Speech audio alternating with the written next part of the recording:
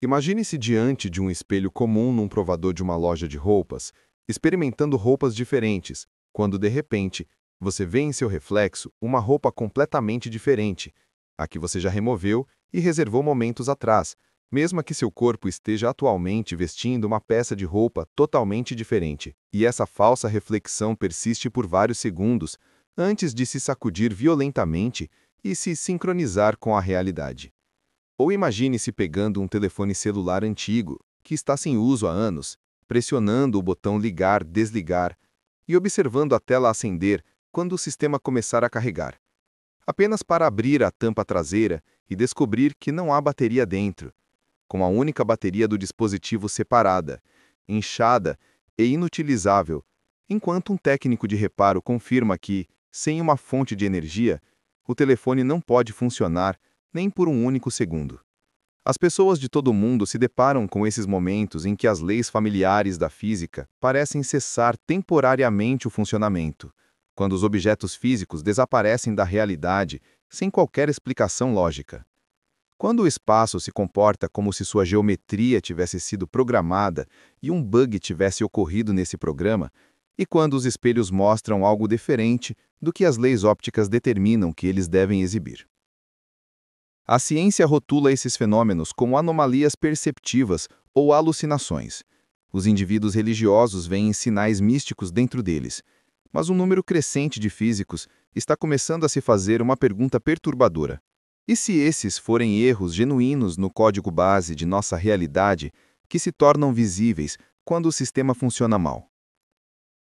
Se levantarmos a hipótese de que o nosso mundo constitui uma simulação computacional extraordinariamente sofisticada, criada por uma civilização muito mais avançada tecnologicamente do que podemos imaginar, então é lógico que, dentro de tal sistema, devem ocorrer periodicamente falhas que possam ser notadas e documentadas, bem como a forma como os jogos de vídeo às vezes experimentam bugs, onde as texturas não conseguem carregar corretamente, os objetos cortam as superfícies ou a física se comporta incorretamente. A mecânica quântica já nos forneceu uma ampla gama de evidências convincentes, demonstrando que a realidade no nível fundamental se comporta de maneiras profundamente estranhas e contraintuitivas da perspectiva da física clássica.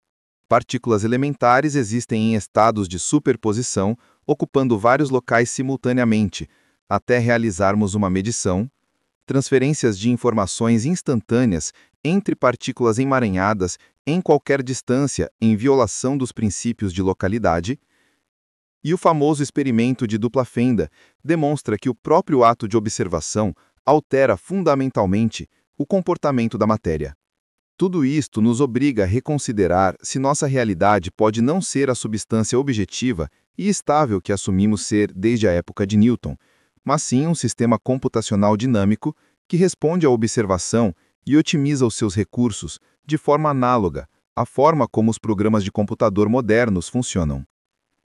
A primeira categoria de anomalias inexplicáveis que examinaremos diz respeito a objetos físicos que desaparecem ou se materializam sem qualquer possibilidade de explicação racional, como se o código base da realidade perdesse temporariamente informações sobre onde um item específico deveria estar localizado e não pudesse recuperar esses dados.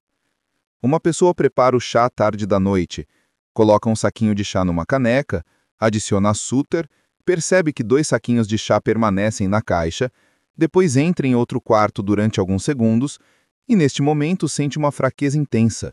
A escuridão entra na visão, uma sensação de que a consciência está prestes a desaparecer, mas dentro de alguns batimentos cardíacos, a condição normaliza abruptamente, e a fraqueza desaparece tão repentinamente quanto pareceu. Quando voltam à cozinha para desligar a chaleira a ferver, descobrem que o saquinho de chá que colocaram definitivamente na caneca 60 segundos antes desapareceu sem deixar vestígios, não existindo nem na caneca, nem no balcão, nem em qualquer outro lugar ao alcance, enquanto a caixa ainda contém os mesmos 2 saquinhos de chá que estavam lá inicialmente, como se o terceiro saquinho de chá nunca tivesse existido nesta versão da realidade. Não se trata de esquecimento ou desatenção, porque a sequência de ações era simples e clara, ocupando apenas 1 minuto de tempo. Nenhuma outra pessoa estava presente no apartamento, não havia animais de estimação que pudessem ter levado o saquinho de chá, e nenhum processo físico pode explicar o desaparecimento completo de um objeto do espaço fechado de uma cozinha. Do ponto de vista da mecânica quântica, existe um conceito chamado função de onda, que descreve matematicamente o estado probabilístico de uma partícula ou sistema antes da medição e, quando ocorre a observação, essa função de onda colapsa instantaneamente em um estado específico dentre inúmeras possibilidades. E se algo análogo ocorrer no mundo macroscópico e certos objetos existirem temporariamente em estados de incerteza, especialmente quando nenhum observador os está percebendo ativamente? Isso explicaria por que os objetos desaparecem precisamente durante aqueles momentos em que uma pessoa não está olhando diretamente para eles, como se o sistema estivesse tentando otimizar recursos e recusando-se a renderizar aqueles elementos da realidade que não estão atualmente dentro do campo de visão de um observador. Em jogos de computador, os desenvolvedores empregam uma técnica chamada abate de oclusão, onde elementos do mundo são gerados apenas quando o jogador está por perto, e quando o jogador se afasta, esses elementos podem ser removidos da memória para otimizar o desempenho, e talvez algo fundamentalmente semelhante ocorra dentro de nossa realidade também. Outra manifestação desse fenômeno envolve vizinhos em uma propriedade rural que repentinamente deixaram de existir, não apenas na realidade física, mas também nas memórias de todos, exceto de um indivíduo. Esta pessoa guarda claras recordações de que, em 2010, uma família vivia no terreno adjacente, socializava regularmente com estes vizinhos e havia um rapaz da sua idade com quem brincava com frequência. Mas quando viajou para aquele local anos depois, descobriu que onde ficava a casa dos vizinhos não restava sequer uma fundação e, em vez disso, crescem árvores que parecem definitivamente com mais de 15 anos. Os pais dessa pessoa não se lembram de nenhum vizinho e afirmam que ninguém nunca viveu lá, apesar de possuir memórias vívidas de jogos compartilhados, visitas mútuas e conversas com essa família. Se examinarmos isso através das lentes da teoria da simulação, podemos supor que ocorreu uma atualização no banco de dados da realidade, durante a qual certos elementos foram excluídos da linha do tempo comum, mas um indivíduo de alguma forma reteve a memória da versão anterior, talvez devido a um erro de sincronização durante o processo de transferência de consciência. O telefone que liga sem bateria representa uma violação ainda mais flagrante das leis físicas, porque um dispositivo eletrônico simplesmente não pode funcionar sem uma fonte de energia, nem mesmo momentaneamente. Quando alguém recuperava um telefone com botão antigo, pressionava o botão liga-desliga e observava a tela acesa quando a sequência de carregamento do sistema era iniciada, descartava-a como carga residual remanescente no dispositivo, mas, ao remover a tampa traseira, não encontrava a bateria instalada. A única bateria do dispositivo estava separada na mesma gaveta, visivelmente inchada e claramente inutilizável, e um especialista em conserto de telefones confirmou que sem uma bateria, o dispositivo não pode ser ativado nem por um instante, porque não há capacitores no interior capazes de armazenar carga por anos. No entanto, durante alguns segundos, o sistema funcionou como se a simulação esquecesse brevemente que os telefones requerem fontes de energia para funcionar, depois corrigisse abruptamente o erro. O que unifica todos estes incidentes é uma característica comum. Os objetos comportam-se como se a sua existência não dependesse de leis físicas, mas de algum código subjacente que, ocasionalmente, funciona mal e cria contradições. A simulação esquece que os telefones não devem funcionar sem baterias e ativa momentaneamente um. Depois, corrige o erro. Os vizinhos existem em uma versão da realidade, mas são excluídos de outra. Os saquinhos de chá desaparecem como se o sistema perdesse informações sobre sua localização e não conseguisse restaurar os dados. Esses padrões sugerem que a realidade pode não ser o fenômeno contínuo e objetivo que assumimos, mas sim uma construção computacional que processa informações seletivamente e, ocasionalmente, expõe sua natureza digital por meio de erros. A segunda categoria de falhas envolve distorções espaciais, em que a geometria do ambiente circundante muda repentinamente, ou os espelhos refletem algo diferente do que as leis ópticas ditam. Uma mulher sai de seu consultório médico em uma clínica médica e começa a percorrer o caminho familiar em direção à saída, distraída por mensagens em seu telefone, e automaticamente vira uma esquina. Depois, vira novamente e abruptamente se encontra em um corredor que aparece como uma imagem espelhada de onde ela deveria estar. Os números nas portas dos escritórios estão escritos ao contrário, o texto invertido, e no final do corredor aparece uma escuridão impenetrável que definitivamente não existia antes. E neste momento, um medo tão avassalador a domina que ela corre de volta e colide com um homem na curva. O aspecto mais estranho desta situação não é apenas que ela entrou num corredor espelhado, mas que para alcançá-lo teve de virar à esquerda 2 vezes num local onde fisicamente só é possível uma curva, porque para além desse ponto existe um muro. Quando regressou à clínica uma semana depois com o marido para investigar o 3º andar, revistaram minuciosamente todo o edifício e não encontraram nenhum corredor ou curva adicional que lhe permitisse aceder àquele espaço estranho, como se aquele local existisse apenas por um breve intervalo de tempo antes de desaparecer completamente da realidade. Outro caso envolve um espelho num provador de uma loja de roupa que mostrava uma mulher completamente diferente do que estava a vestir. Ela estava diante do espelho com um suéter que acabara de vestir, mas o reflexo exibia uma blusa que ela experimentara 1 minuto antes e já havia removido, e esse reflexo persistiu por vários segundos antes de se sacudir abruptamente e sincronizar com a realidade. A física dos reflexos funciona de forma muito simples. Os espelhos mostram o que está diante deles no momento presente. As ondas de luz saltam da superfície e formam uma imagem. Não devem ser possíveis atrasos ou distorções, mas neste caso, o espelho exibia o estado passado, como se não tivesse conseguido atualizar a imagem em tempo real. Se a nossa realidade realmente constitui uma simulação, então os desenvolvedores deste sistema devem constantemente tornar o espaço circundante dependendo das posições dos observadores, e os espelhos apresentam um desafio computacional particular, porque criam reflexos recursivos da realidade dentro da realidade. Em jogos de computador, os espelhos geralmente operam com lag ou exibem imagens simplificadas, porque renderizar reflexos precisos exigem recursos computacionais adicionais. E talvez algo fundamentalmente semelhante ocorra em nossa simulação, especialmente quando o sistema está sobrecarregado ou ocorre um bug no código. No entanto, outra anomalia espacial envolve a sombra de uma árvore que desapareceu repentinamente por vários segundos antes de reaparecer e, notavelmente, apenas uma pessoa entre 5 pessoas próximas testemunhou este evento. Um estudante estava debaixo de uma árvore num parque, à procura de sombra do sol, e literalmente observou que a sombra desaparecia. Não se deslocava para o lado devido ao movimento do sol, mas desaparecia genuinamente, como se a fonte de luz subitamente começasse a brilhar através da árvore, e então o sistema corrigisse o erro e a sombra voltasse.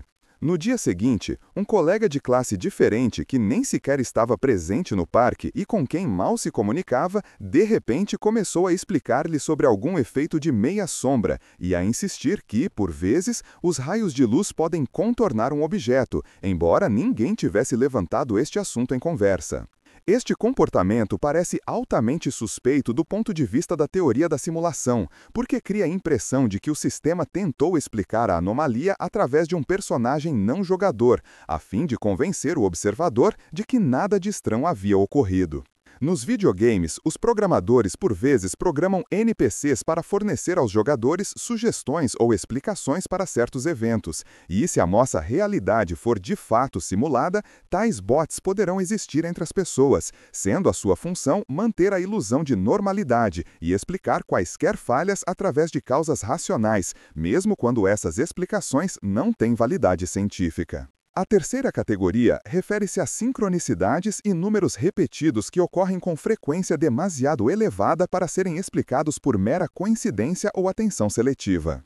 Um indivíduo começa a ver dígitos idênticos nos relógios várias vezes ao dia, 10:10, 11:11, 13:13, 15:15, e à medida que o tempo avança, esses padrões aparecem com regularidade crescente, chegando a um ponto em que de 8 instâncias quando verificam a hora, 5 exibem números espelhados ou repetidos. Estatisticamente, a probabilidade de ver dígitos idênticos em um relógio equivale a aproximadamente 1/24 de todas as combinações de tempo possíveis. Mas quando isso ocorre 5 vezes em 8, a probabilidade cai para um nível que não pode ser explicado pela aleatoriedade. O que é particularmente intrigante é que essas sincronicidades começaram imediatamente após um estranho episódio em que a pessoa sentiu intensa fraqueza, escuridão invadindo sua visão, acreditando que perderia a consciência, mas em segundos se sentiu dramaticamente melhor, enquanto o saquinho de chá que eles colocaram em uma caneca desapareceu sem deixar vestígios. Após este acontecimento, começaram a notar não apenas números repetidos, mas também outras mudanças. A tonalidade do papel de parede no seu quarto mudou meio tom, a fadiga desapareceu completamente e, pouco depois, deixaram um emprego que detestavam e encontraram um novo emprego com o salário duplicado. Isso cria a impressão de que naquele momento ocorreu uma transição entre diferentes versões da realidade ou linhas do tempo, e os números repetidos servem como marcadores indicando que a pessoa existe em um estado alterado de consciência ou em uma simulação diferente. Do ponto de vista da teoria da informação, os números representam o método mais fundamental de codificação de dados, e se a nossa realidade realmente constitui um sistema computacional, os padrões numéricos podem ser elementos do código base, que ocasionalmente se tornam visíveis aos observadores. Os programadores costumam usar números repetidos como marcadores temporais ou códigos de depuração, que ajudam a rastrear o estado de um programa. E talvez, quando alguém vê 1111 ou 1313 com frequência excessiva, isso constitua uma forma de depuração de informações que se infiltra na interface da simulação e se torna perceptível no nível de nossa percepção do tempo.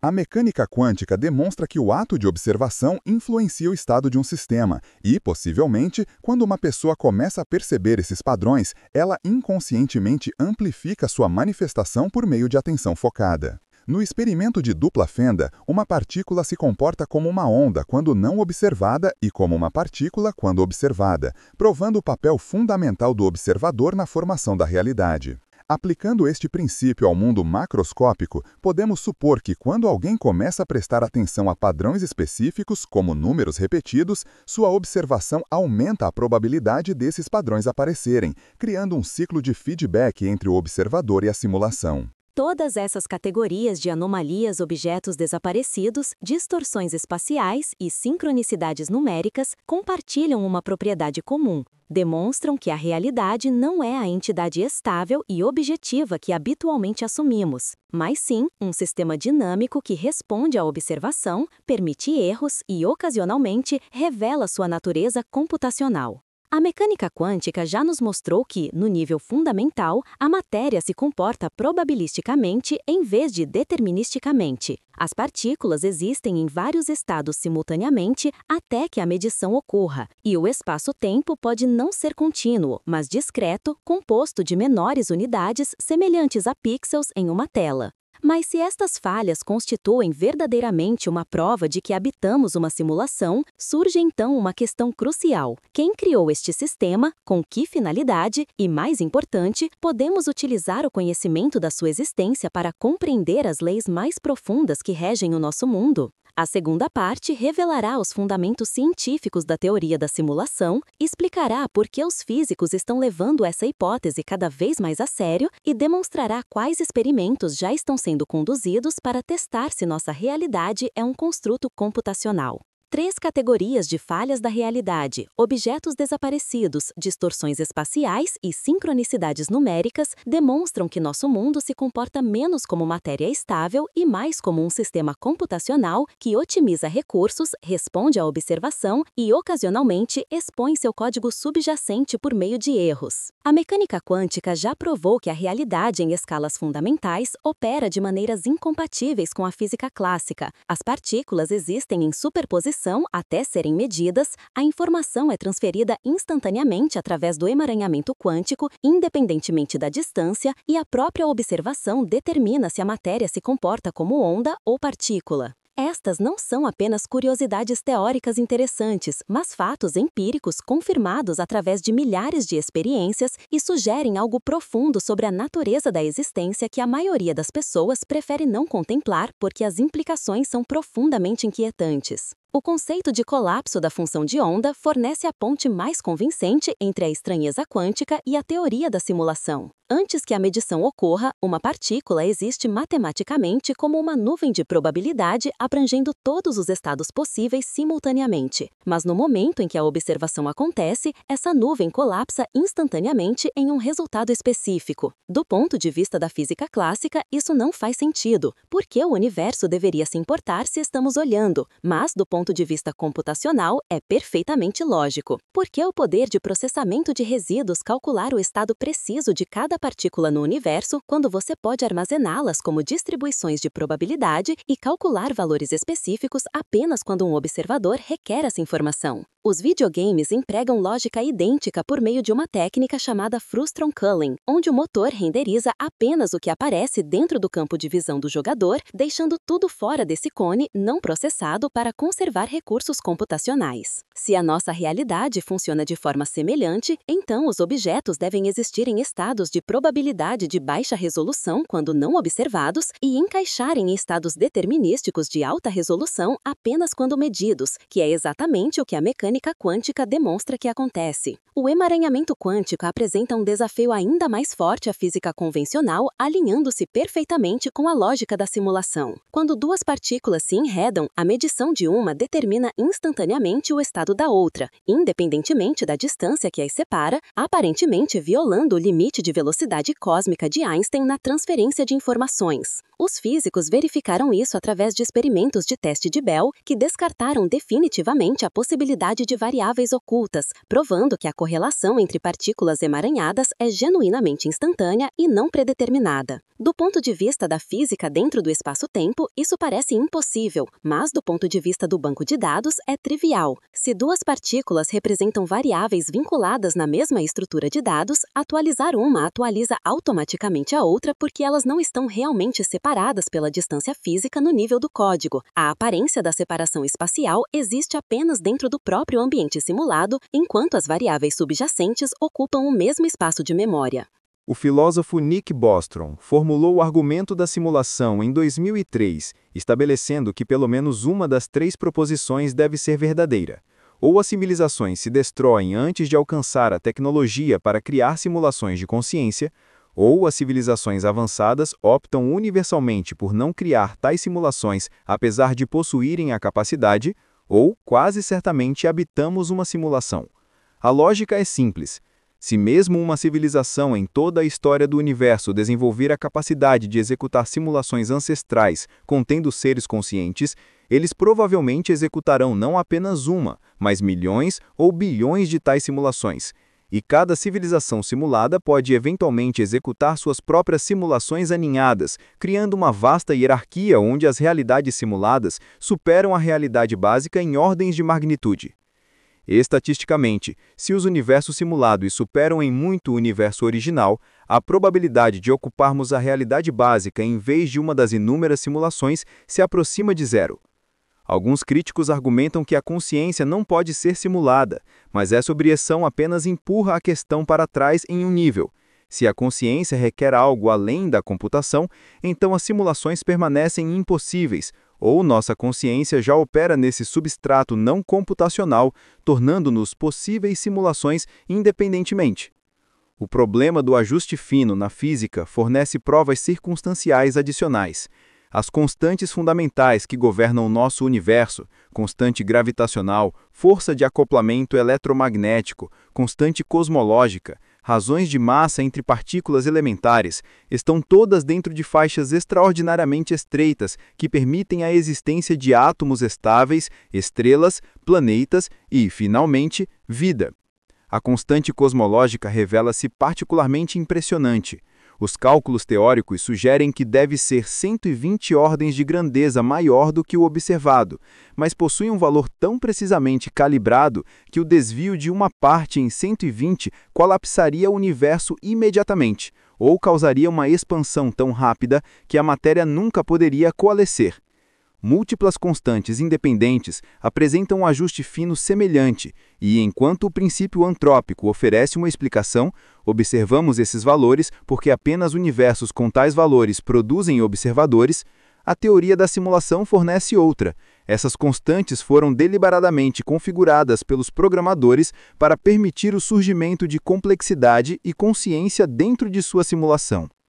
O comprimento de Planck e o tempo de Planck sugerem que o próprio espaço-tempo pode ser quantizado em vez de contínuo, consistindo em unidades discretas análogas aos pixels de uma tela.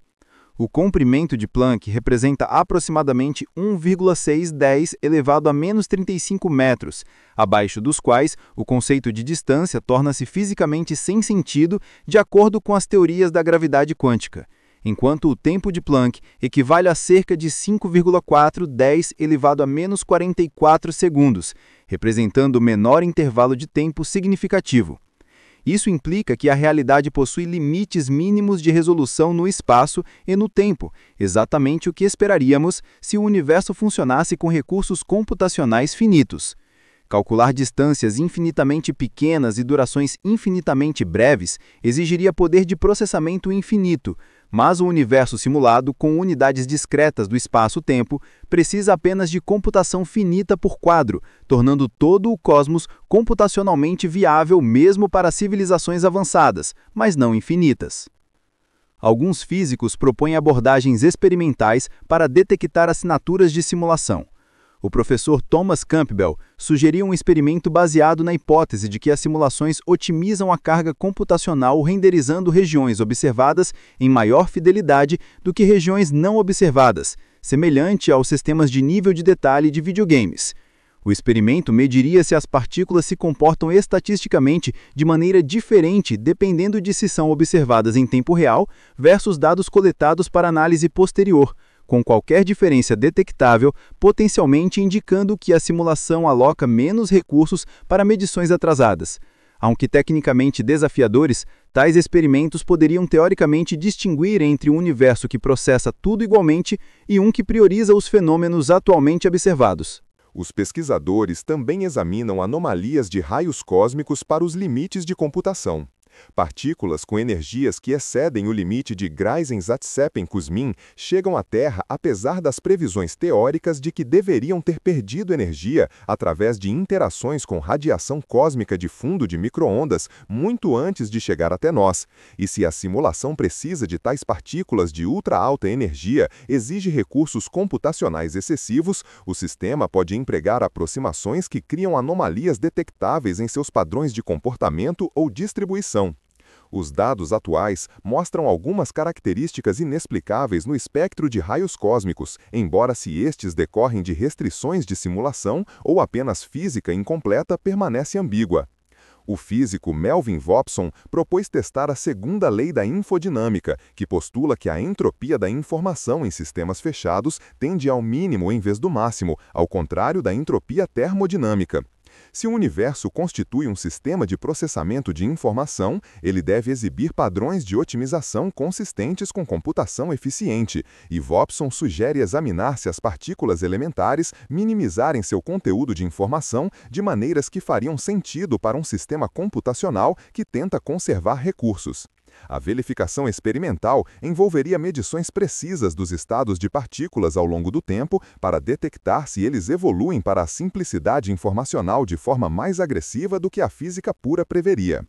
As implicações filosóficas revelam-se tão significativas como as científicas. Se habitamos uma simulação, as questões sobre a consciência tornam-se mais agudas. Somos seres genuinamente conscientes ou meros algoritmos que geram a ilusão da experiência subjetiva? O filósofo David Chalmers argumenta que o substrato computacional não importa. Se um sistema processa informações de maneiras que geram qualia, ele possui consciência, independentemente de esse processamento ocorrer em neurônios biológicos ou transistores de silício. Isso sugere que os seres simulados podem ser autenticamente conscientes, mesmo existindo inteiramente dentro de um ambiente programado, tornando suas experiências, emoções e status moral equivalentes aos dos seres na realidade básica. O livre-arbítrio torna-se ainda mais paradoxal nos quadros de simulação. Se cada decisão resulta da execução determinística do código, então a escolha genuína parece ilusória. Mas se a simulação incorpora a aleatoriedade quântica como uma fonte de imprevisibilidade, nossas decisões podem ser indeterminadas sem necessariamente serem livres em qualquer sentido significativo. Alternativamente, a simulação pode existir especificamente para estudar como os agentes conscientes se comportam quando é concedida uma verdadeira autonomia de tomada de decisão, caso em que o livre-arbítrio pode ser real dentro dos parâmetros da simulação, mesmo que todo o experimento tenha sido projetado externamente. A questão pode ser fundamentalmente irrespondível a partir do interior do sistema, semelhante à forma como o teorema da incompletude de Gödel demonstra que sistemas formais suficientemente complexos não podem provar a sua própria consistência utilizando apenas seus axiomas internos. Significado e propósito sofrem reinterpretação radical se a realidade for programada. Podemos existir para fins específicos pretendidos por arquitetos de simulação, ou podemos constituir fenômenos emergentes não intencionais decorrentes de dinâmicas complexas de sistemas. Alguns filósofos argumentam que descobrir que somos simulados não deve diminuir o significado da vida, porque o significado emerge de relações e experiências internas em vez de validação externa, enquanto outros afirmam que ser experimentos no projeto de pesquisa de outra pessoa altera fundamentalmente como devemos entender nossa existência.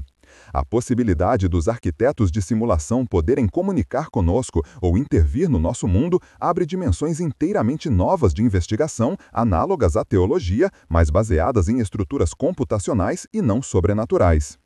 O acúmulo de evidências anômalas, de paradoxos da mecânica quântica, a experiências pessoais de falhas na realidade, cria um padrão cada vez mais difícil de descartar completamente.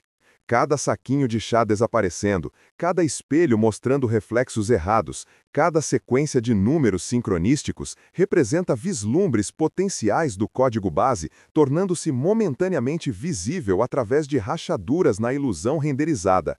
Embora a ciência dominante permaneça cautelosa quanto à adoção da teoria da simulação, os fundamentos matemáticos e empíricos que a sustentam se fortalecem à medida que nossa compreensão da mecânica quântica e da teoria da informação se aprofunda.